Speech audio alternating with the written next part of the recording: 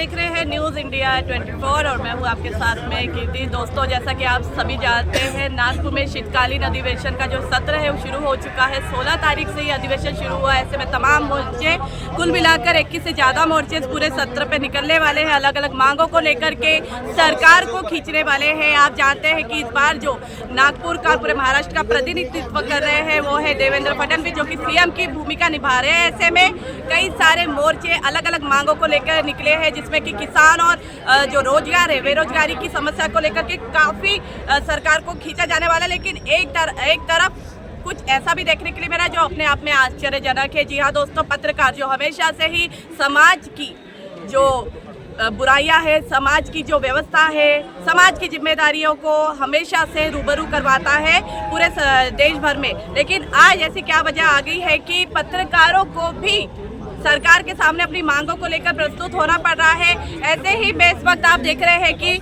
नागपुर के बहुत प्रसिद्ध यशवंत स्टेडियम पर मौजूद हूँ। तमाम तरह के मोर्चे यहाँ पर अपनी अपनी मांगों को लेकर के खड़े हैं। इस वक्त मेरे साथ जो पत्रकार संघ के काफ़ी प्रमुख जो बड़े बड़े पत्रकार हैं वो मौजूद है। रियाज शेख जो कि TNN 24 न्यूज़ चैनल से है, और प्रतीक पांडे सर है, और भी बड़े बड़े जो पत्रकार यहाँ मौजूद है। मैं उनसे जानने की कोशिश करूँगी जो मोर्चा है वो क्यों किया जा रहा है, क्या प्रमुख मांगे हैं पत्रकारों की, किस तरह की मांगे सरकार के सामने प्रस्तुत करना चाहते हैं। विशाल सर, पत्रकार आज मैदान पर उतरे हैं, कुछ तो मुख्य वजह होगी जो आज अपनी मांगों को लेकर सरकार को कटघरे पे लाए हैं। क्या वजह है जो पत्रकारों को अपनी मांगों के लिए उतरना पड़ा, क्या कहना चाहिए? पत्रकारों की जो मांगे हैं वो कभी भी सरकार आज तक के राज्य का गठन हुआ है या देश आज़ाद हुआ है उसके पहले से भी पत्रकारों की मांगों को नज़रअंदाज किया जाता है। लेकिन हमने इस बार ये जो आज 18 तारीख को हमने जो मोर्चा निकाल रहे हैं हम लोग विधान परिषद के ऊपर,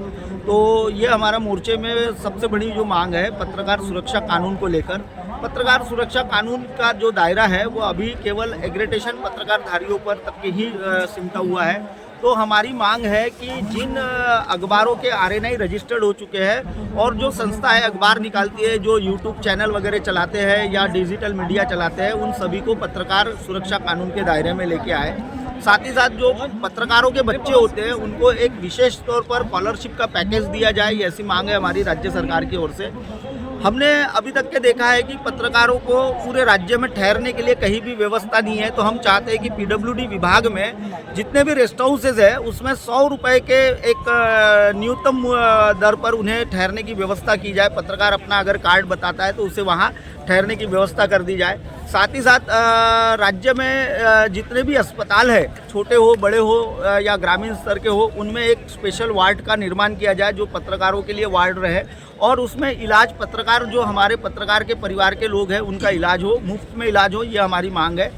साथ ही साथ हमने एक जो मांग, बहुत महत्वपूर्ण मांग के लिए हमने ये मोर्चा जो निकाला है वह है, हमारे राज्य में देखा गया है कि अभी तक के 378 मामले में बेबुनियाद पत्रकारों के ऊपर फर्जी आरोप लगाकर बेबुनियाद मामले दर्ज किए गए हैं। 378 मामलों को लेकर हम चाहते हैं कि अगर राज्य सरकार हमारी ये मांग को अगर मानती है तो एक पत्रकारों पर एक बहुत अच्छा ये होगा उसका, क्योंकि किसी भी थाने में अगर कोई भी व्यक्ति अगर पत्रकार के खिलाफ में अगर आवेदन देता है तो तत्काल वहाँ का PI उस पर एक्शन लेते हुए, यानी मर्डर केस हो या बाकी के केस पर वो जितनी जल्दी तत्परता नहीं दिखाते, लेकिन पत्रकारों के मामले में बहुत अधिक तत्परता दिखाते हुए तुरंत मामला दर्ज कराते हैं, और जब वो मामला कोर्ट में जाता है तो वो बेबुनियाद मामला कहलाया जाता है और उसमें पत्रकार को तो कोर्ट बाइज्जत बरी कर देता है, लेकिन जो उसका समय बर्बाद होता है, जो पुलिस प्रशासन की ओर से उन्हें प्रताड़ित किया जाता है। तो हम चाहते हैं कि कोई भी मामला अगर पत्रकार पर आता है तो पत्रकार के मामले को पहले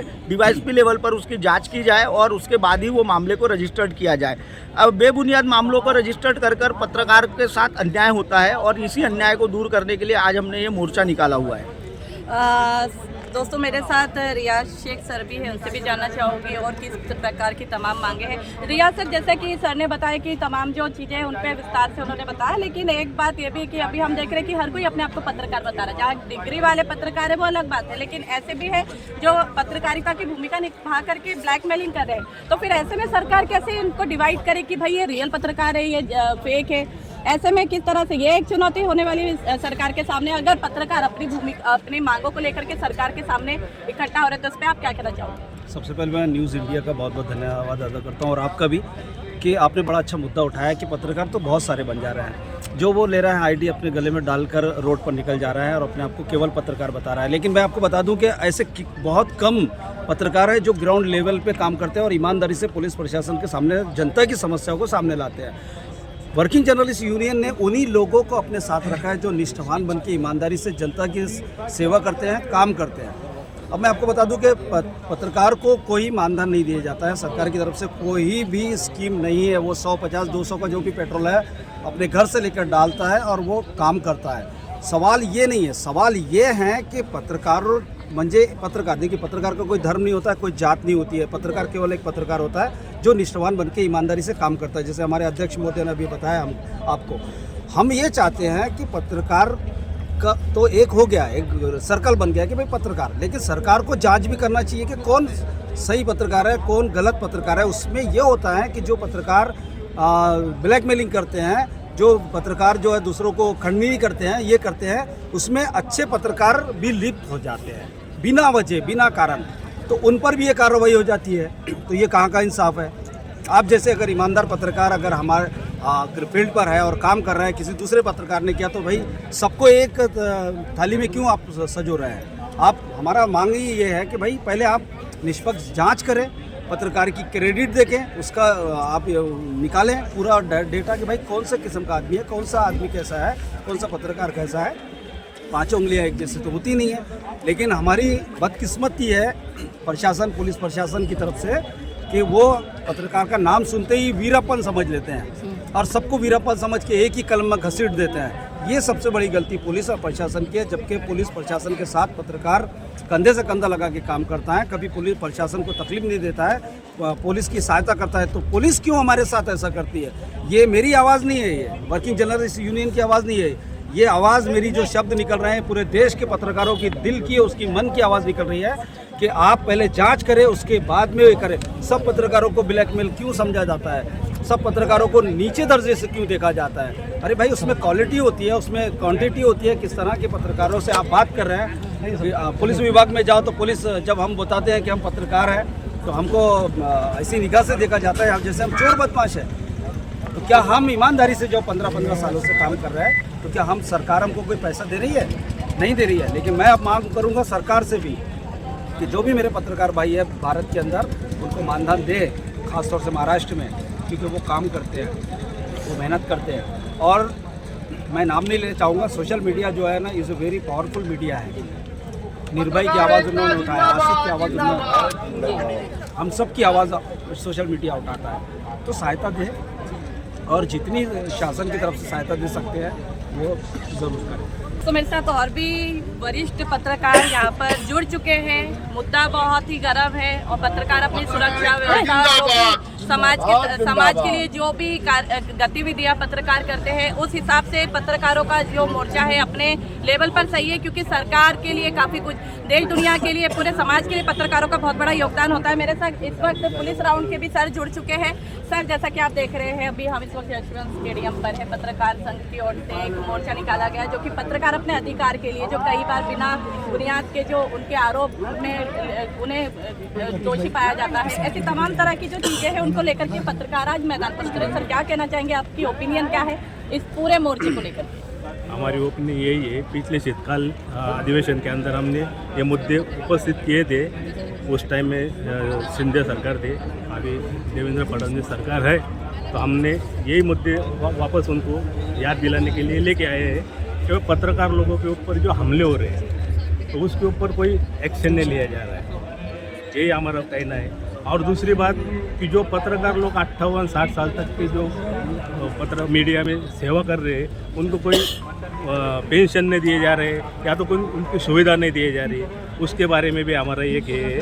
और दूसरी बात बोलो तो आधी स्वीकृति, जो आधी स्वीकृति जो है तो ऐसे लोगों को दी जा रही है कि उनको कुछ ज़रूरत नहीं उसकी, या तो उनको वो बस से प्रवास नहीं कर रहे हो, एरोप्लेन से प्रवास कर रहे, वो लोगों को आधी स्वीकृति दी जा रही है। और उसके बाद में जो रेस्ट हाउस जिसको ज़रूरत है, जो ग्रामीण भाग के जो लोग पत्रकार लोग हैं, तो उनको जो गरज है उसकी, तो उनको नहीं मिल रहा और दूसरे लोगों को सुविधा मिल रही। इसके बारे में भी हम सरकार से ये निवेदन रख रहे हैं।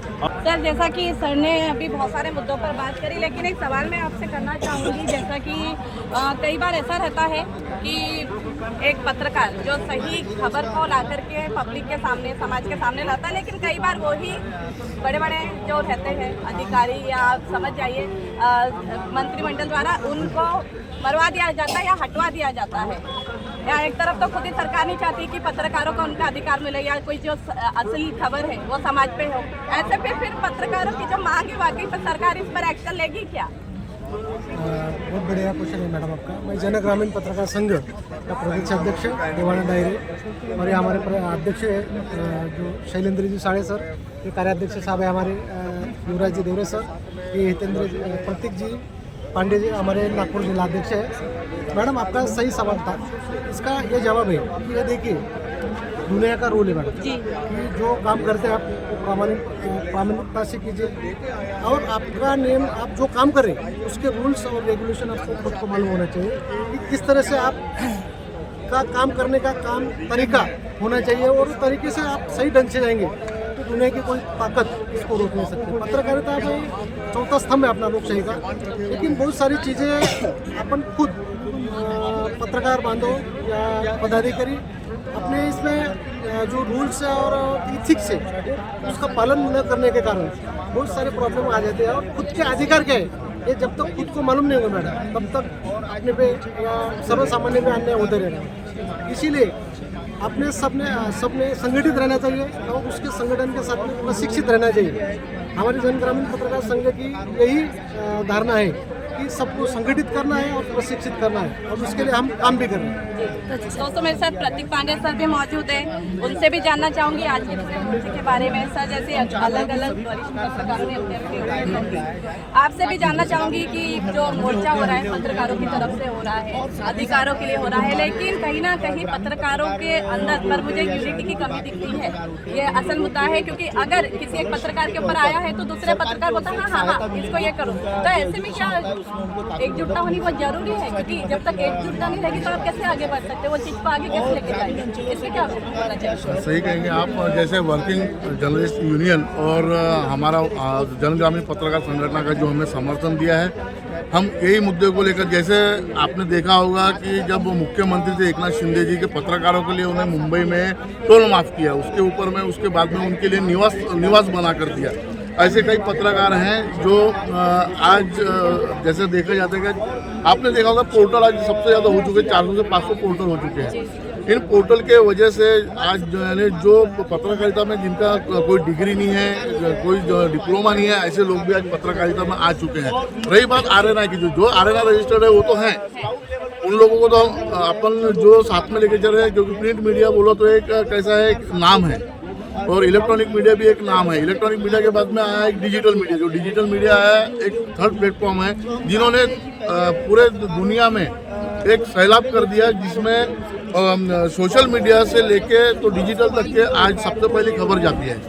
सबसे पहले खबर जाने के बाद में सबसे पहले हाईलाइट हम लोग करते हैं ना, पोर्टल लोग करते हैं। तो अब रही बात एकता की, तो एकता में ऐसा है कि आज जो प्रिंट मीडिया है, इलेक्ट्रॉनिक मीडिया है और डिजिटल को ऐसा एक नीचे जाति का समझता है, तो उससे ऐसा होता है कि पत्रकारों की एकता दिखती नहीं है। इस पत्रकारिता का जो एकता है दिखाने के लिए आज हम सब जमा हुए हैं। आज एक दूसरे के लिए लड़ने के लिए हम तैयार हैं, एक दूसरे को हम सपोर्ट में लेने के लिए तैयार हैं, और इसकी वजह यह है कि आज एकता दिखाना बहुत जरूरी है। जब तक एकता नहीं दिखाएंगे तो हमारे जो यूनियन है, हमारे जो जर्नलिस्ट यूनियन है, हमारे जो जन ग्रामीण पत्रकार संगठन है, उसकी एकता नहीं दिखेगी। इसलिए बस मैं इतना ही कहूँगा। एकता के बारे में हमारा जन ग्रामीण पत्रकार संघ का ऐसा हमने नियम बना लिया है, कोई भी पत्रकार कोई भी संगठन से जुड़ा हो, उस पे अगर कोई आफत आती है, अगर आफत आई तो हम सब जन एकजुट होके उसकी जो आफत है ना, उसको ना उसका प्रॉब्लम सॉल्व करने के लिए सबके सब एक मंच पे आके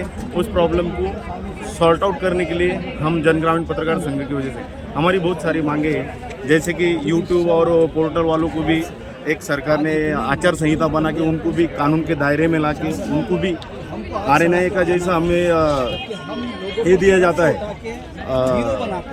आदि स्वीकृति, वैसे उनको भी देना चाहिए इसके लिए। और अपने पूरे राज्य भर के जो पत्रकार हैं उनको हर जिले में पत्रकार कॉलोनी तैयार करके उनको भी रहने के लिए एक अच्छा सा घर मिलना चाहिए। हमने पिछली बार भी शिंदे सरकार के टाइम में भी हमने हमारी मांगनी किया था।